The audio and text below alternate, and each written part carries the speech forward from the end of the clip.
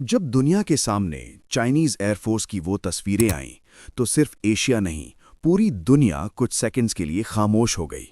क्योंकि ये कोई नॉर्मल मिलिट्री फुटेज नहीं थी, ये एक पावर स्टेटमेंट थी। चाइना, दुनिया की सेकंड लार्जेस्ट इकोनॉमी, दुनिया की सेकंड मोस्ट पावरफुल आर्मी, एक न्यूक्लियर आर्म्ड नेशन और मॉडर्न मिलिट्री टेक्नोलॉजी का सेल्फ प्रोक्लेम्ड मास्टर। और फिर भी चाइना का सबसे बड़ा स्ट्रेटेजिक हेडेक एक छोटा सा आइलैंड नेशन ताइवान। आज चाइना के पास world class missile systems, hypersonic weapons, world की largest standing army, advanced fighter jets, nuclear submarines और एक अग्रेसिव एक्सपेंशन पॉलिसी। फिर सवाल उठता है, अगर चाइना इतना पावरफुल है तो ताइवान अब तक चाइना का हिस्सा क्यों नहीं बना? जवाब सिर्फ एक शब्द में नहीं मिलेगा। इसके पीछे है मिलिट्री रियलिटी, जियोपॉलिटिक्स और एक खामोश डिटेरेंस। कुछ समय पहले पीपल्स लिबरेशन आर्मी यानी पीएलए एक वीडियो रिलीज करती है।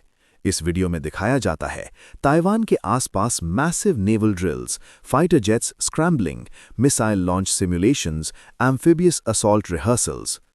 वीडियो का एक ही मतलब था, अगर हम चाहें तो हम ताइवान पर कल अटैक कर सकते हैं। ये सिर्फ ताइवान के लिए नहीं था, ये मैसेज था यूनाइटेड स्टेट्स के लिए, जापान के लिए, साउथ कोरिया के लिए और पूरी वेस्टर्न वर्ल्ड के लिए।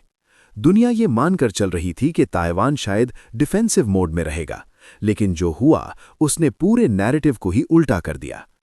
पीएलए के वीडियो के कुछ ही वक्त बाद ताइवान की डिफेंस मिनिस्ट्री और ताइवानीज एयरफोर्स एक्स पर एक काउंटर वीडियो रिलीज करती है। इस बार कोई एनिमेशन नहीं, कोई सीजीआई नहीं, real images, real radar locks, real combat evidence. Taiwan जो इमेज दिखाता है उसमें क्लियरली नजर आता है Chinese J-16 multi role fighter jet. यही वो जेट है जिसे चाइना क्लेम करता है highly advanced, difficult to intercept air dominance machine. लेकिन ताइवानीज रेडार और फायर कंट्रोल सिस्टम्स इस जेट को सिर्फ 1 सेकंड में लॉक कर लेते हैं, सिर्फ 1 सेकंड। और मिलिट्री एक्सपर्ट्स जानते हैं, एक बार लॉक हो गया तो गेम ओवर। अगर ये रियल वॉर सिनारियो होता तो वो J-16 सीधा समंदर या जमीन पर होता। ताइवान के पास न तो 5th जनरेशन स्टेल्थ जेट्स हैं, ना ही वर्ल्ड क्लास नंबर्स। ताइवान के पास हैं old American fighter jets, limited air force, limited man power. और फिर भी अगर ताइवान इतनी आसानी से चाइनीज एयरफोर्स के एडवांस जेट्स को लॉक कर सकता है, तो सोचिए एक्चुअल वॉर में चाइना को कितना हैवी लॉस हो सकता है। यही सबसे बड़ा सवाल है। चाइना पिछले कई सालों से ताइवान पर क्लेम करता आ रहा है। Political pressure, military drills, cyber attacks, सब कुछ ट्राई हो चुका है, लेकिन डायरेक्ट इन्वेजन आज तक नहीं हुआ। क्योंकि चाइना जानता है ताइवान का एयर डिफेंस अंडर एस्टिमेटेड है। ताइवान का टेरेन चाइना के लिए नाइटमेयर है। ताइवान के पीछे यूएस और एलाइज खड़े हैं और वॉर सिर्फ ताइवान तक लिमिटेड नहीं रहेगी। अगर चाइना ताइवान पर अटैक करता है तो ये सिर्फ चाइना वर्सेस ताइवान नहीं होगा, ये बन जाएगा China versus United States, China versus Japan, China versus South Korea और indirectly NATO versus China. East Asia आज दुनिया का सबसे डेंजरस जियोपॉलिटिकल फ्लैश पॉइंट है।